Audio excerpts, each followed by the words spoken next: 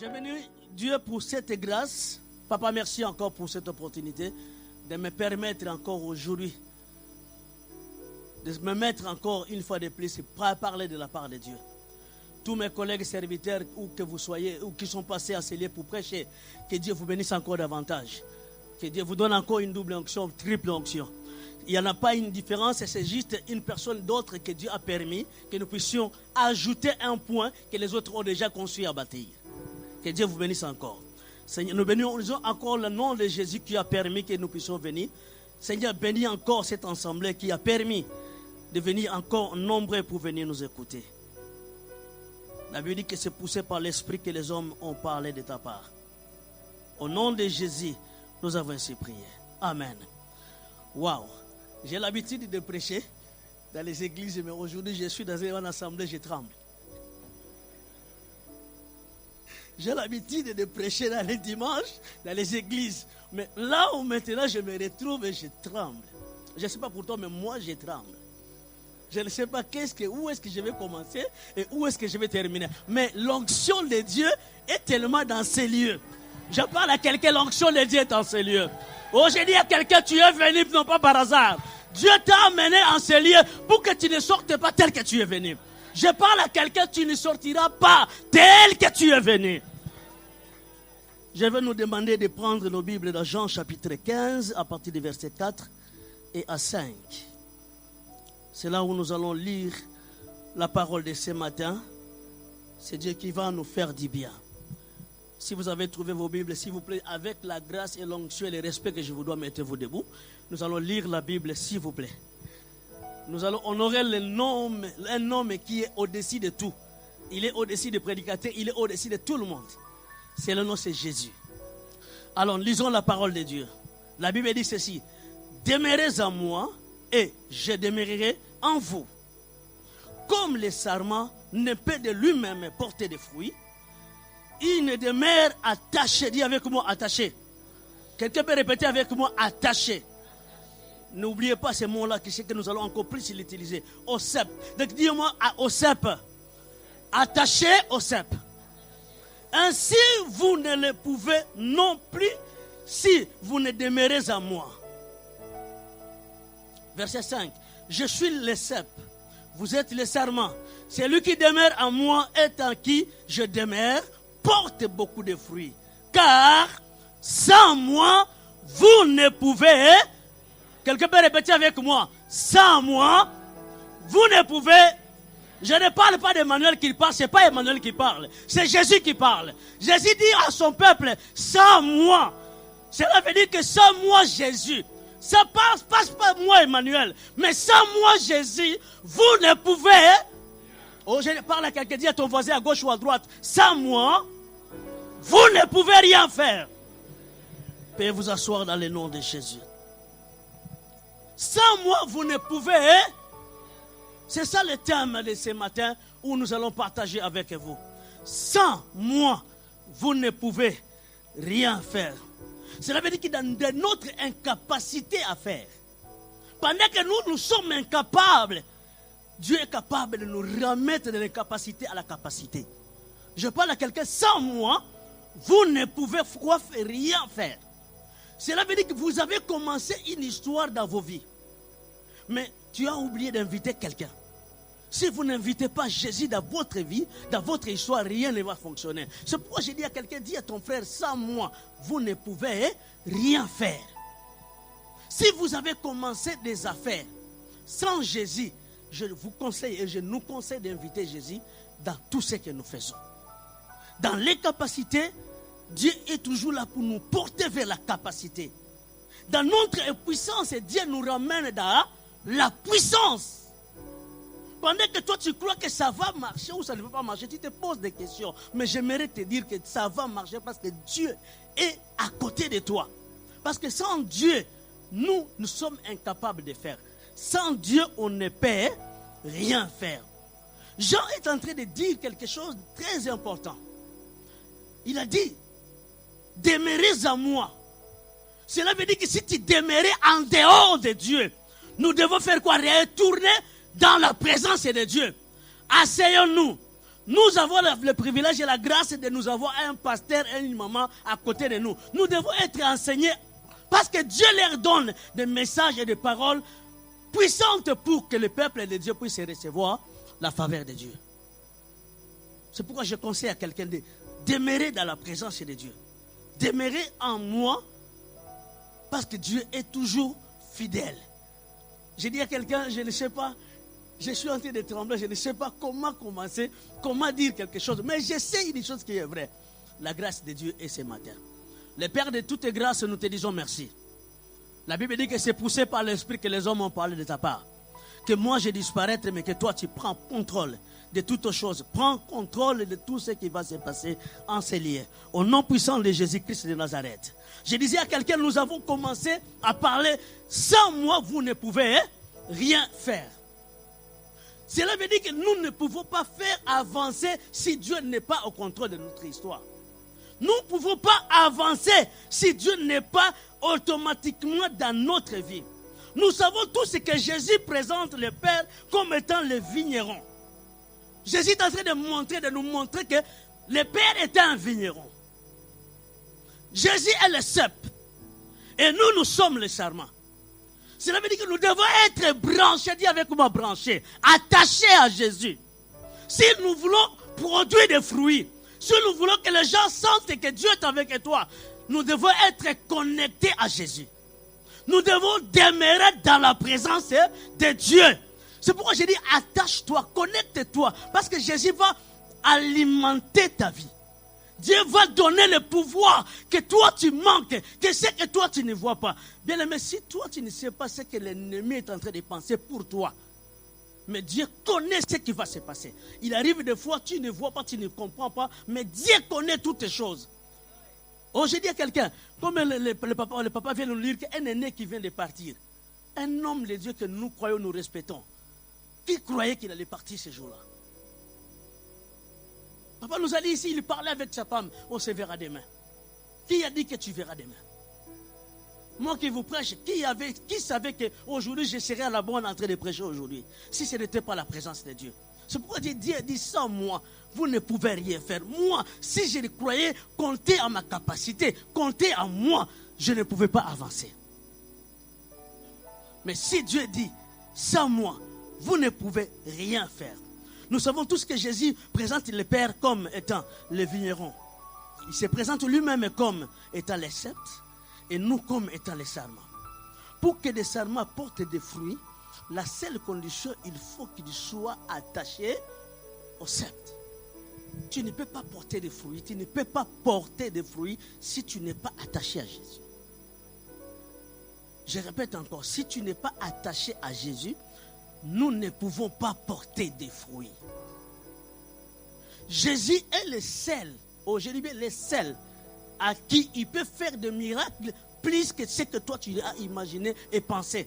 Mais si nous nous connectons à Dieu, si l'onction qui descend en haut, qui va descendre jusqu'à nous, ça va être dispatché. L'onction doit être donnée à tout et chacun de nous. Dans chapitre 7, à partir du verset 38 à 39, la Bible dit ceci. Celui qui croit en moi, et des fleuves d'eau vives couleront de son sein, comme dit l'Écriture. Il dit cela de l'Esprit que devait recevoir ceux qui croiront en lui. L'Esprit n'était pas encore, parce que Jésus n'avait pas encore été glorifié. Jésus a besoin d'être glorifié dans nos vies. Oh, j'ai dit à quelqu'un ce matin, Jésus doit trouver sa gloire dans toi. Jésus doit être glorifié dans tout ce que nous faisons. Quand tu dis quelque chose, tu dois savoir est-ce que ce que j'ai dit, est-ce que ça glorifie Dieu? Ce que je fais, est-ce que Dieu est derrière ce que je dis? Ce que je suis en train de dire ou de faire, est-ce que l'Esprit de Dieu est avec moi? Sans moi, vous ne pouvez rien faire.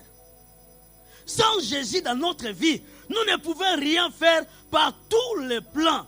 Et le Seigneur lui-même connaît de quoi nous sommes formés. Comment Christ connaît ça? Mais parce qu'il est Dieu. Il connaît de quoi tu as besoin.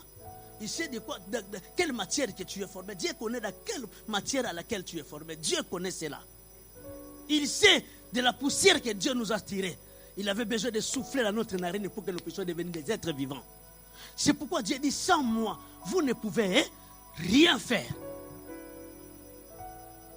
On se pose toujours des questions de savoir pourquoi cela m'arrive. Pourquoi telle histoire vient dans ma vie. Pourquoi cet événement vient se poser dans ma vie. Je pose, je donne ma vie. On me détourne de l'argent, on me détourne de toutes choses.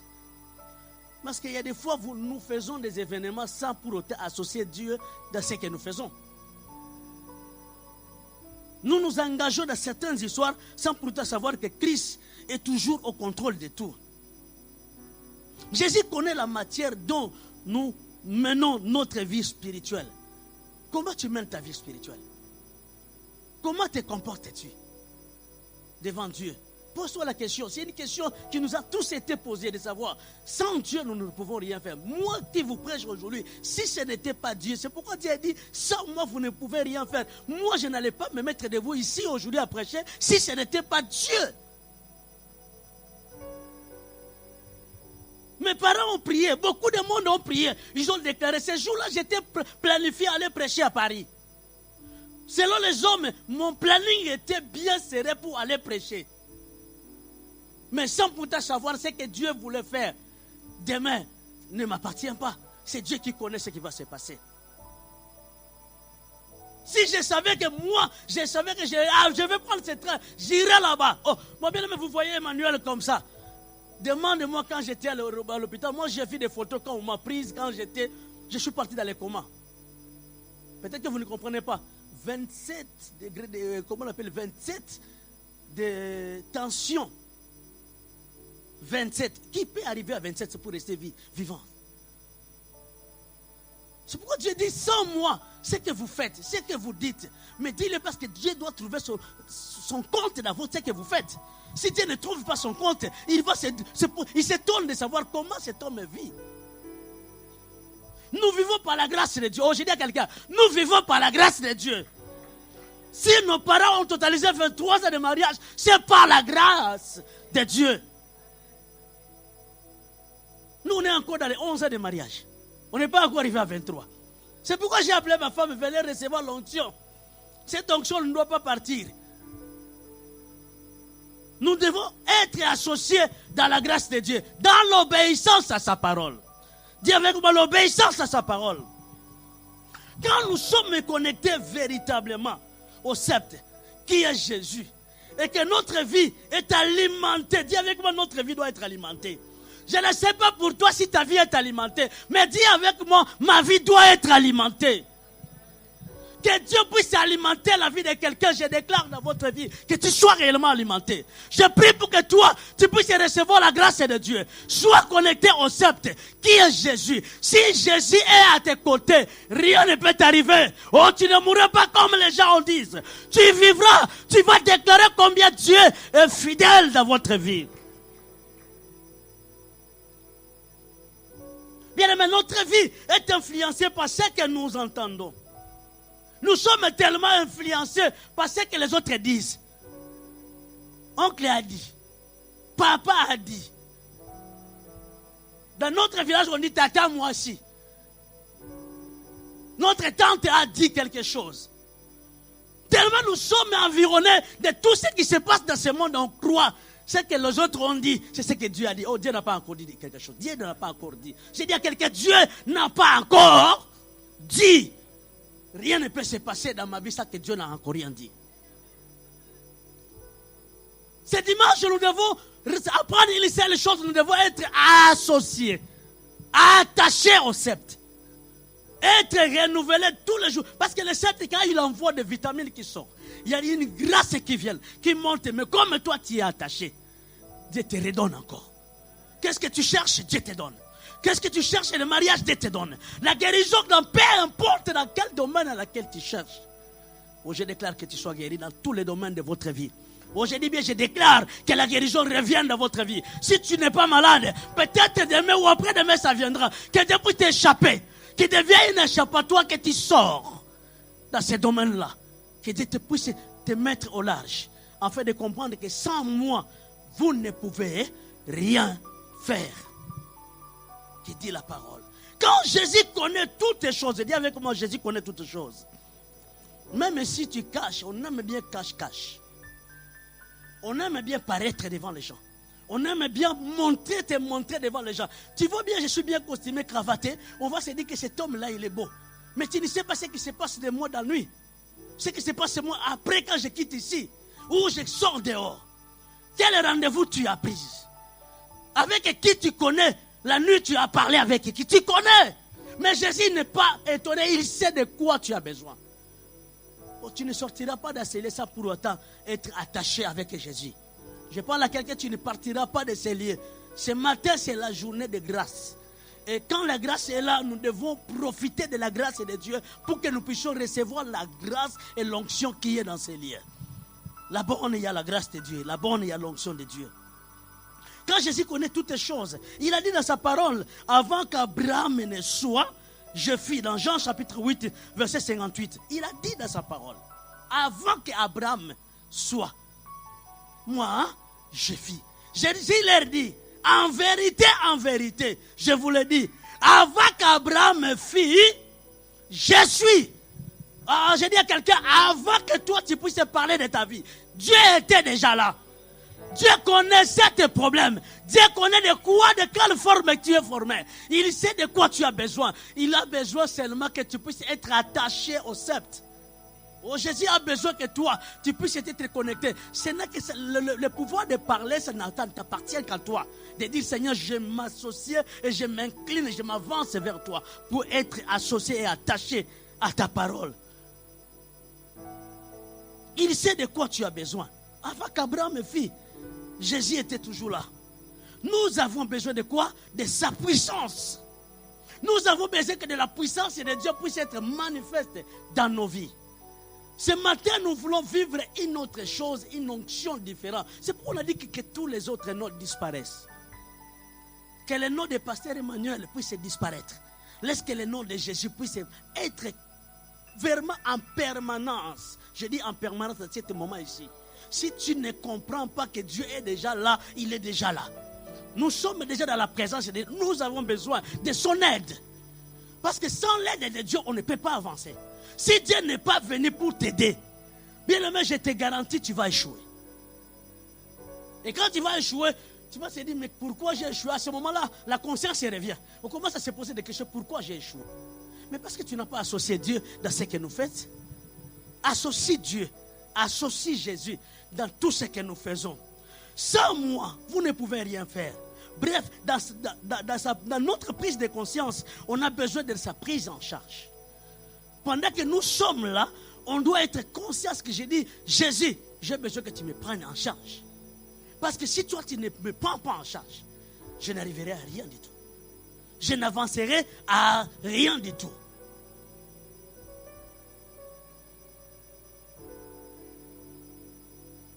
Dis avec moi, sans moi, vous ne pouvez rien faire. Sans moi, Jésus. Je ne parle pas de moi, je dis sans moi. Au lieu de moi entre sans moi, tu mets sans Jésus. Ça peut-être que ça sonne mieux. Parce que j'ai dit sans moi, vous croyez que je parle de moi. Je ne parle pas de moi. Je parle de Jésus, de Yoshua Mashiach, le Dieu créateur des cieux et de la terre. Sans Jésus, moi, sans Jésus, je ne peux rien faire. Dis ton nom. Sans Jésus, je ne peux rien faire. Voilà. Là, comment ça commence à sonner bien. Parce que quand on parle de ça, moi, on se dit que non, c'est quoi? C'est comme si nous, on ne dépend de Emmanuel. On ne dépend pas de moi. Votre vie ne dépend pas de moi. Votre vie appartient à Dieu. C'est Dieu qui est le contrôle de votre vie. Ta vie est cachée en Jésus. Jésus ou en Dieu. Si Jésus a caché ta vie à l'intérieur de Jésus, cela veut dire qu'aucun malheur, aucun problème, aucun démon n'a le pouvoir de vous toucher. Parce que votre vie est réellement cachée à Jésus. Je vais l'expliquer bien. Vous comprenez, on appelle un œuf.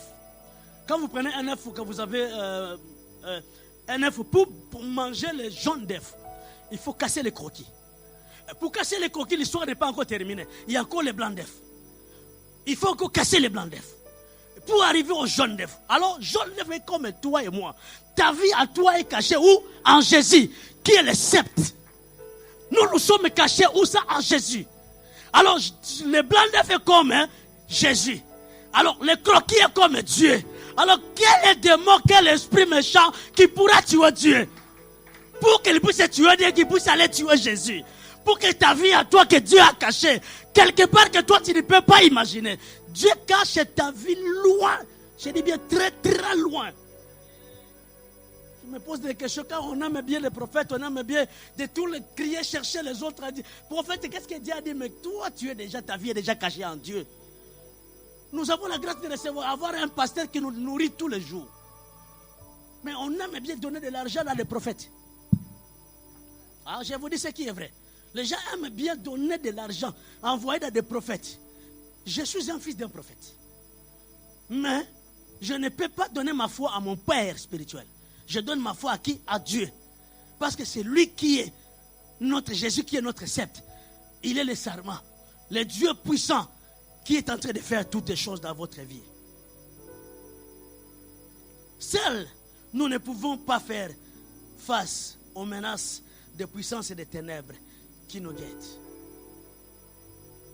Les menaces est tellement imminentes en train de nous guetter. Par là, j'aimerais donner un exemple pour donner la foi à quelqu'un en disant, mon père spirituel qui est déjà mort, le prophète Ebo Perema, paix à son âme, 11 ans sans enfant, papa. 11 ans sans enfant, mais il prie pour les autres sont en train de recevoir la grâce. Mais lui, il prie. Chaque fois, sans enfant, rien n'arrive. C'est pourquoi je dis sans moi, rien ne peut se passer. Le prophète n'avait pas encore compris. Les gens l'ont conseillé. Quitte Londres, viens en Belgique. On a les systèmes d'insémination qui ont dit qu'il y a des systèmes importants. Il est venu voir le docteur. Ils sont commencés à entendre parler au docteur. Le docteur dit au prophète ceci. Prophète, si tu as besoin d'enfants, je te conseille de chercher une autre femme.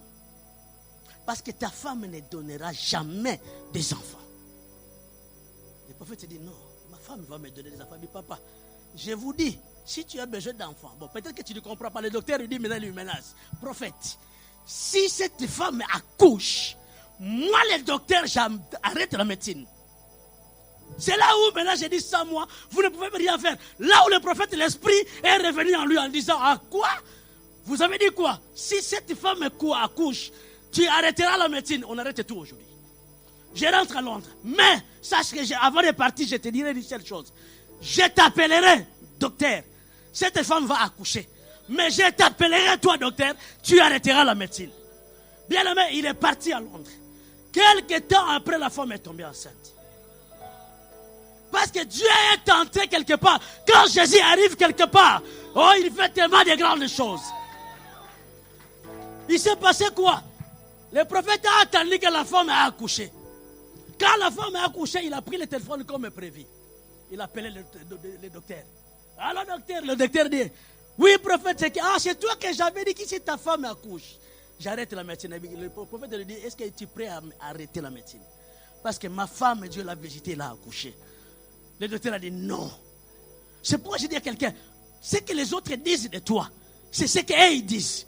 Mais ce que Dieu dit de toi, Oh, c'est ce qui va se passer. J'ai dit à quelqu'un, crois à ce que Dieu attache ta vie à Jésus. Attache, accroche-toi à Jésus. Parce que c'est Jésus qui donne la vie et la victoire. Si Dieu a fait pour eux, et nous avons aussi un grand témoignage. Ici, pour nous dire, à visiter mon père. Quand Dieu l'a visité, après combien d'années, papa? Après 13 ans. Mon prophète était 11 ans, mon père.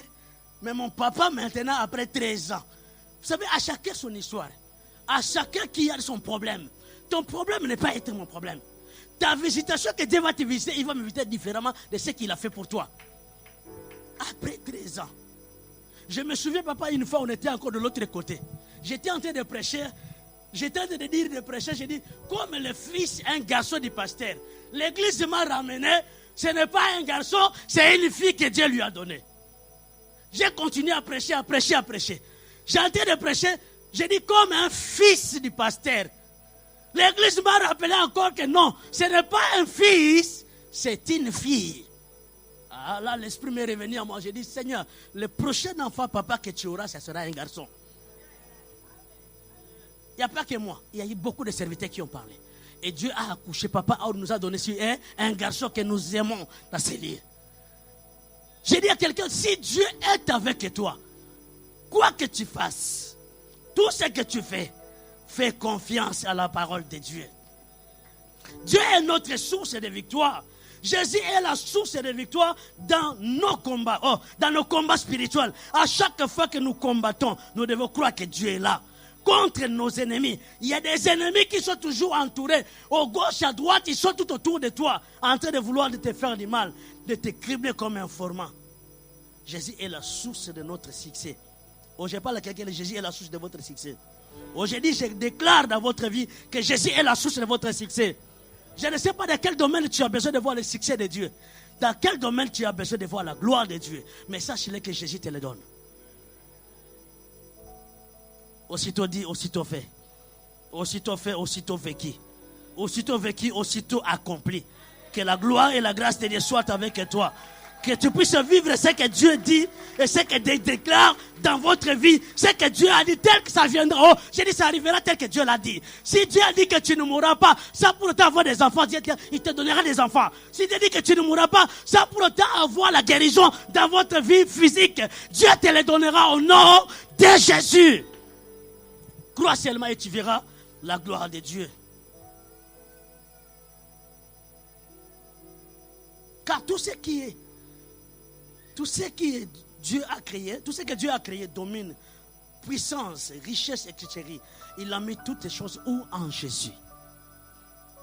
Car en lui ont été créées toutes les choses qui ont dans les cieux, sur la terre, les visibles comme les invisibles, le trône et dignité, domination, autorité, tout a été créé par lui et pour lui. Dans Colossiens chapitre 1er, à partir du verset 16, que dit la Bible? Colossiens chapitre 1er, à partir du verset 16, la Bible dit ceci, car en lui, dis avec moi, en lui, ont été créées toutes les choses qui sont dans les cieux et sur la terre, visibles comme invisibles, trône, dignité, domination, autorité, tout a été créé par lui et pour lui. Mais pourquoi tu cries? Pourquoi tu te poses des questions? Pourquoi ça n'arrive pas? Mais parce que tu ne sais pas qui tu es. Dans même un Colossiens chapitre 16, à partir du verset 10. Révélez toujours dans Colossiens chapitre 16, verset 10. Que dit la parole de Dieu?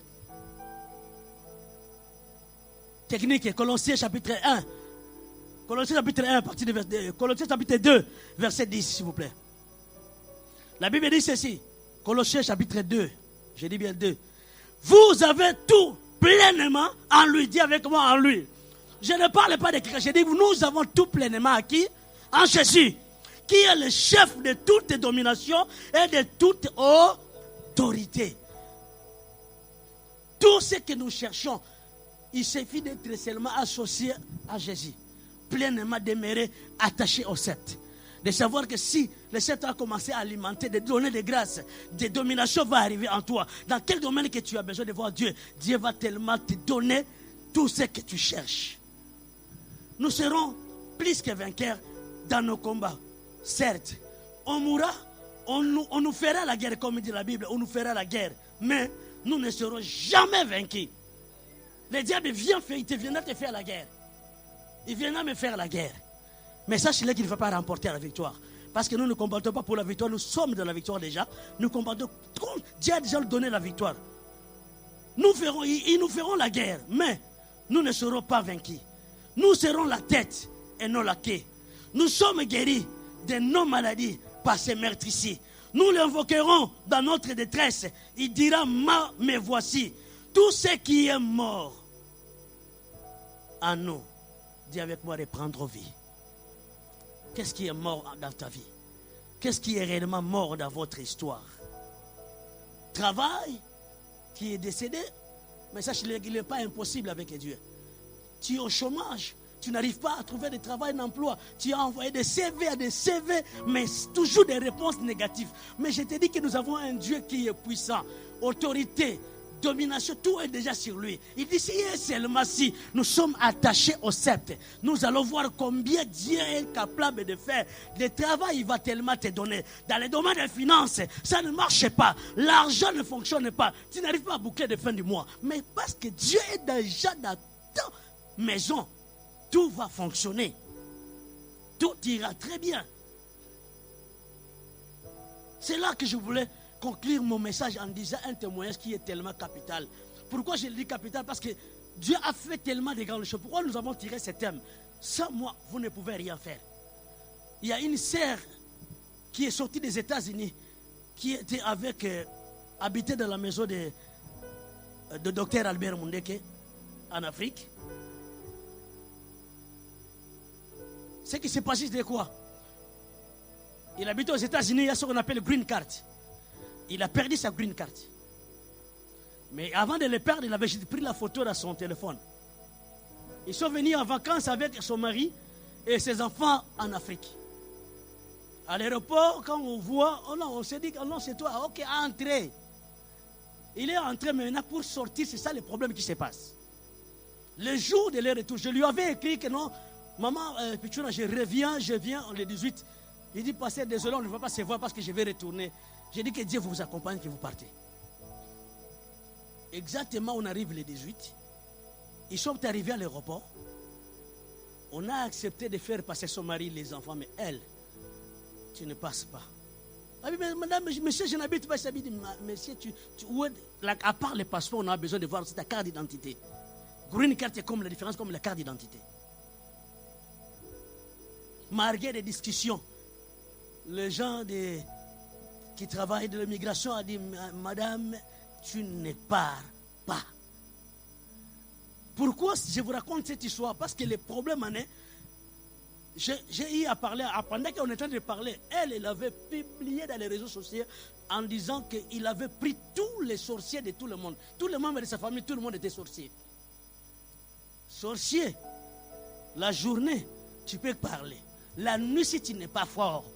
Oh, je dis à quelqu'un, la nuit, si tu n'es pas fort. Oh, les sorciers existent, je vous dis vrai. Mais nous ne croyons pas aux sorciers parce que nous avons le plus grand, une personne qui est le plus glorieux avec nous.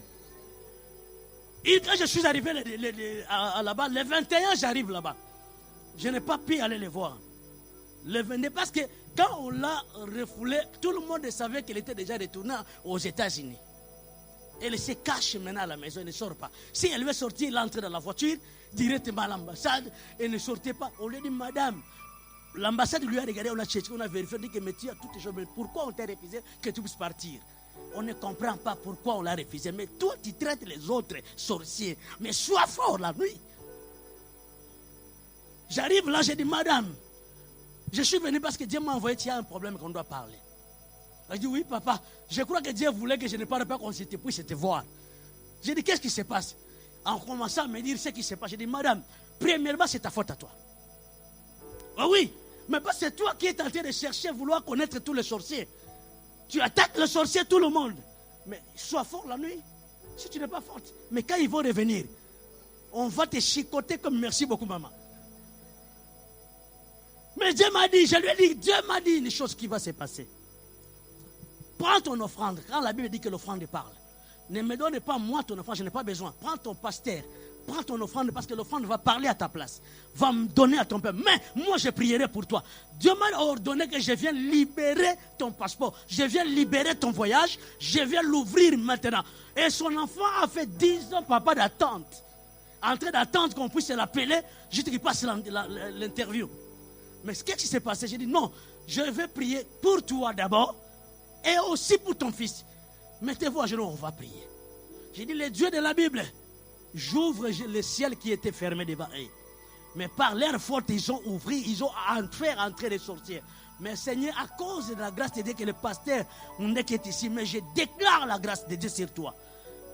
À partir d'aujourd'hui, que Dieu puisse t'ouvrir des portes. Maintenant, on va t'appeler. Tu vas voir qu'on va ouvrir ton ciel qui va s'ouvrir et tu vas retourner aux États-Unis.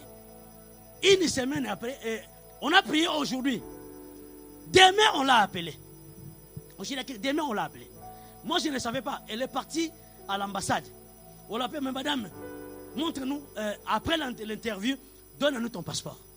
Aussi, on va t'appeler. Toi, tu pars. Il donne aussi son passeport. Madame, il est parti. Le lendemain, on l'a appelé. Mais tu peux venir récupérer ton passeport. On n'est pas venu récupérer le passeport vide avec visa. On dit avec moi, avec un visa, parce que Dieu est entré dans l'histoire. Dieu a répondu à cette femme. Dieu l'a exaucé. Pendant que Dieu a exaucé la maman, nous on était avec le fils parce que la voiture de docteur Albert Moundek était, je ne sais pas, il y a eu un problème avec son chauffeur. Et il nous a donné une voiture qui nous accompagne à l'aéroport le jour où je devais retourner. Pendant que nous étions en train de partir, j'ai prié pour elle et pour son enfant. Dieu a permis qu'il puisse répondre à sa maman et aussi il a répondu à son fils. On l'a appelé le même jour, il était avec nous dans la voiture. Comment je le sais? Parce que je suis arrivé en Europe, c'est sa maman qui nous a écrit que la grâce que Dieu t'a utilisée pour que nous puissions voir que le miracle, Dieu aussi a donné aussi le visa pour son fils. Maman part et son fils qui a fait 10 ans aussi va le suivre. Restons attachés à Dieu, car si tu n'es pas attaché à Dieu, tu ne verras absolument rien du tout. Tout est possible à celui, je dis à quelqu'un, tout est possible à celui qui croit. Conclusion, nous devons développer en nous la vie de consécration. Dis avec moi la vie de consécration. Quand tu développes la vie de consécration, la vie de servitude va partir. Tu ne seras plus dans la servitude. Dieu sera avec toi. Dieu va être attaché à toi. Que Dieu bénisse sa parole. Et que Dieu vous bénisse encore une fois de plus. Amen.